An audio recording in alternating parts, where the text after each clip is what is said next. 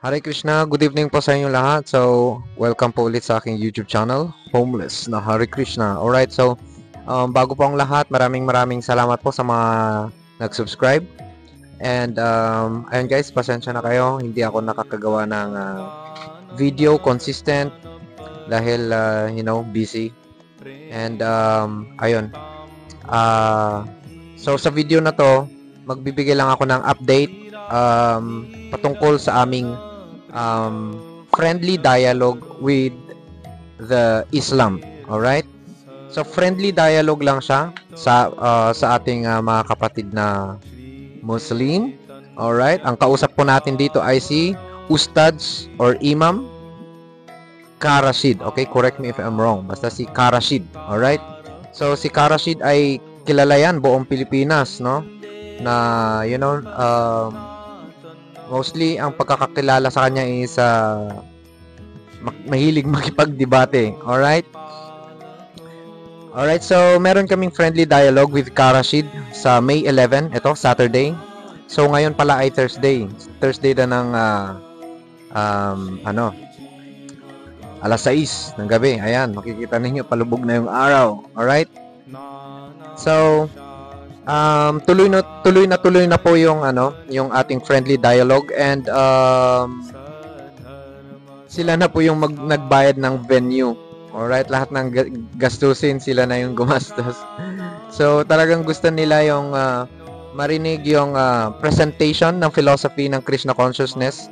So actually I think ito yung first time itong mangyayari dito sa Pilipinas. Alright, and masaya kami na kami sa Gaudiya Math ang magre-represent ng philosophy ng Krishna consciousness. So dito sa Pilipinas kasi may I think 4 yata na branches ang Krishna consciousness, no? So first is Gaudiya Math, second is ISKCON, third is Chaitanya Mission or Science of Identity, tama ba? And yung pang-apat is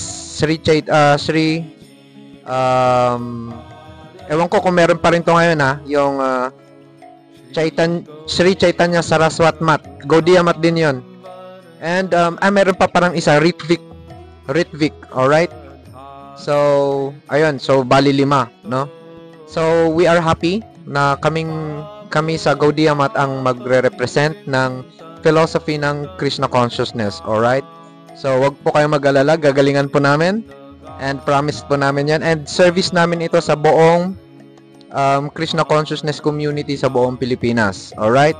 So, mangyayari po ang ating event sa May 11, Saturday, 1 p.m. to 6 p.m. doon sa Quezon City Memorial Circle sa People's Hall. Alright?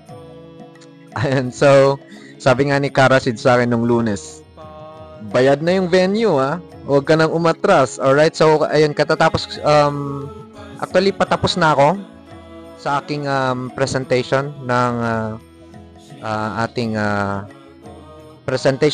philosophy ng Krishna consciousness sa May 11. Alright, so kung available ka, pwede kang pumunta doon. Libre yon, walang entrance yon. Pwede kang manood doon. So iniimbitahan din kita. Alright? So, and dito sa video na to, magbibigay lang ako ng glimpse ng aking mga topic doon sa sa dialogue na 'yon. Alright? So, bago tayo mag-proceed, uulitin ko, nasabi ko ba kanina or okay, so well, anyway, yung dialogue na 'yon is friendly dialogue, no? Hindi siya like parang typical na debate talaga na nag-iipitan. Alright? So actually sa Krishna consciousness, hindi kami into that kind of mood, no, na makipag-debate, because for us it's a waste of time. Pero hindi ibig sabihin nun na bobo tayo sa philosophy, no? Hindi tayo nagsasabi na waste of time yung pakikipag-debate na actually wala pala tayong alam, ganun. No. We are silent, we are simple. Yung Krishna consciousness is a simple living but high in thinking. So, hindi ibig sabihin na simple lang tayo, ayaw natin makipagdebate, wala na tayong alam sa filosofiya. Alright? Wala tayong alam about transcendental subject matters. So, we are silent because it is useless. It is, hindi siya part ng 64 limbs of bhakti, no? Debate or makipag-discuss. Alright, no? So, I mean, discussion na yung, you know, like, argument, ganun. Argument about, you know, about kung sino ang tamang religion, kung sino ang totoong Diyos at wala nang iba, mga ganun, di ba? So, so yung aking mga topic na itatouch doon sa ating sa ating friendly dialogue, no? Una, sa aking first na tindig, first 30 minutes ko is ang topic ko doon is the nature of debate. Yeah. Ay, no, sorry. Unity and diversity. Unity and diversity. Then, sa pangalawang tindig ko, 30 minutes ulit yon, that is the nature of debate. That means that debate cannot establish any any transcendental object. Debate, reasoning, and argument cannot establish the existence of God, no? And yung pangatlo is about the 15 minutes, 15 minutes about yung ano ba yun?